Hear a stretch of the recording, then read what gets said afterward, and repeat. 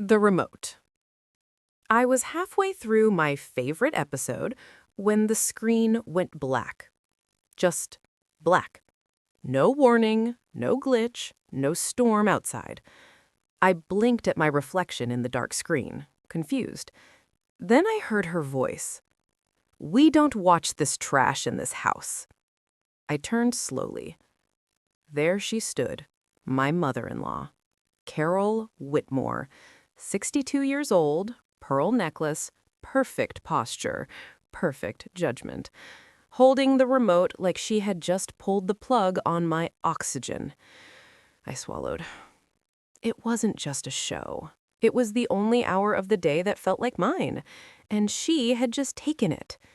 When I married Daniel Whitmore, I didn't just marry a man. I married into a legacy. The Whitmores were old money Boston elite. Real estate, investment firms, country clubs with waiting lists longer than college admissions.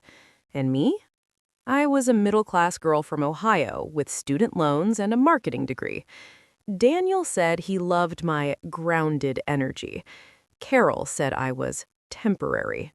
She never said it directly, but everything she did screamed it. After Daniel's father passed away, Carol insisted we move into the Whitmore estate, temporarily.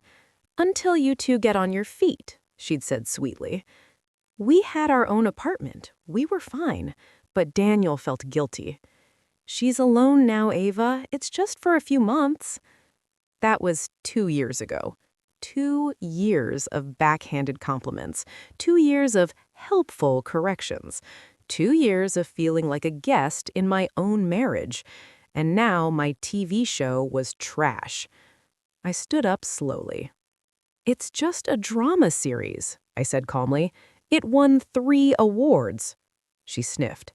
"Awards mean nothing. It glorifies immorality, divorce, women disrespecting their husbands."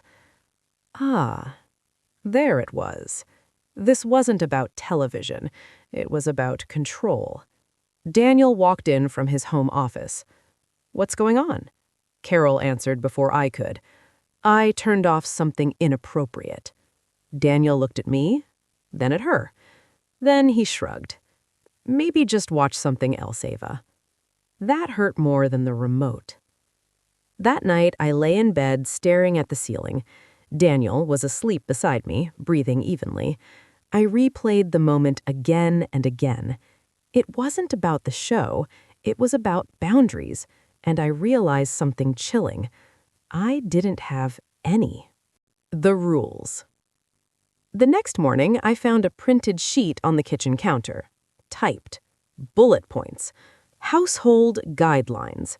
No television content deemed inappropriate by homeowner. Meals to be eaten together at 6 p.m. sharp. Guests require prior approval. Household attire to reflect dignity and class. I laughed. Actually laughed. Then I realized it wasn't a joke. Daniel walked in, coffee in hand. "Mom just wants structure," he said casually. "Structure?" I asked. "Or control?" He sighed. "Can we not do this today?" That was his favorite line. "Can we not do this?" Translation, "Please don't make me choose." I called my sister that afternoon. "She made house rules?" Mia asked, stunned. "Yes." "And Daniel?" "He says it's temporary." Mia went quiet. Then she said something that shifted everything. "Ava, temporary things don't usually last 2 years." That night at dinner, Carol placed her napkin delicately in her lap. "I've scheduled you a meeting," she announced. I froze. "Excuse me?" "With the director of the Whitmore Foundation. You've been idle." Idle? I worked remotely as a marketing consultant, but because I wasn't wearing heels and attending galas, I was idle. "I'm not interested," I said politely. Her fork paused midair. "This family contributes to society. We don't sit around watching trash television." Daniel cleared his throat. "Maybe it's a good opportunity, Ava." There it was again. Not my husband, her ally. That was the night something inside me hardened. Not anger, clarity. If she wanted control, she wouldn't like how I took mine back. The plan. I didn't scream, I didn't argue, I didn't cry. I researched.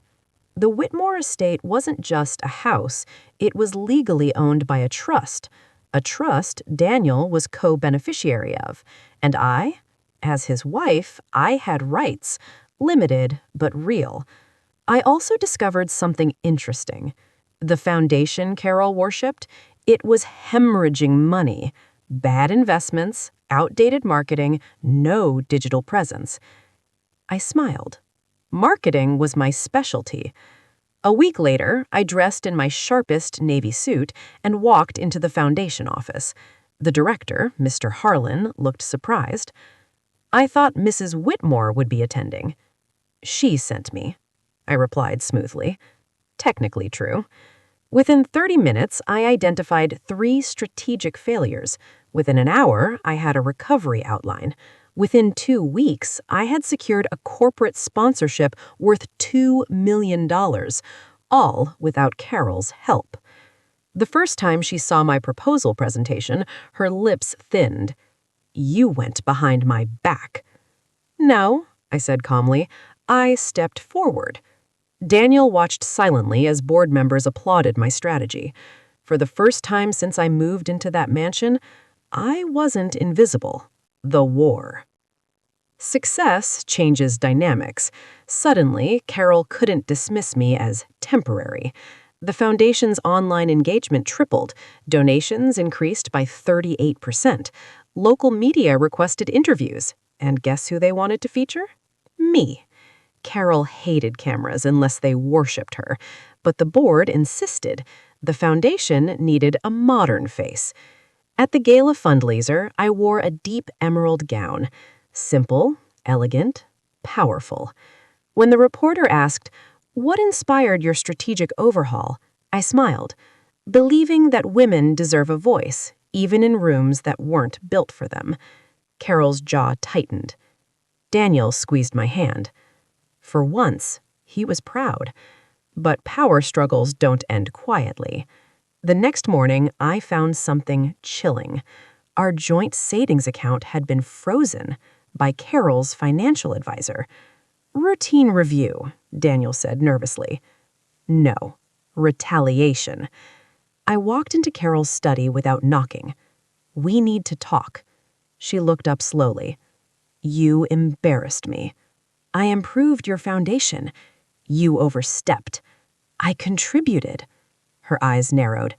"You think one sponsorship makes you powerful?" I leaned forward. "No, knowing my worth does." The line. That evening, I did something radical. I reconnected the TV, sat down, turned on my show, and when Carol entered the room, I didn't flinch. She reached for the remote. I held it first. "We don't watch this trash," she began. I met her gaze steadily. "Then don't." Silence. For the first time, she stepped back.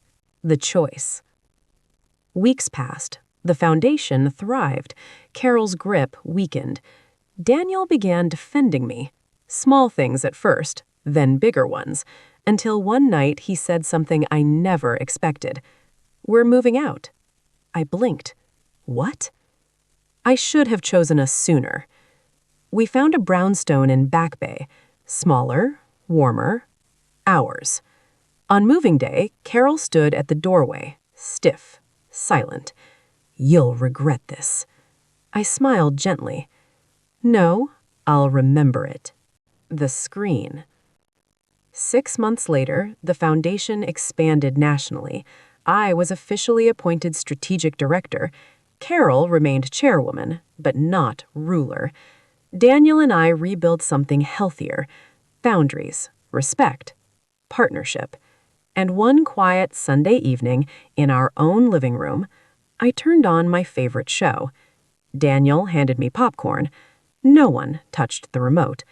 Because the screen wasn't the point. Control was. And I finally had mine.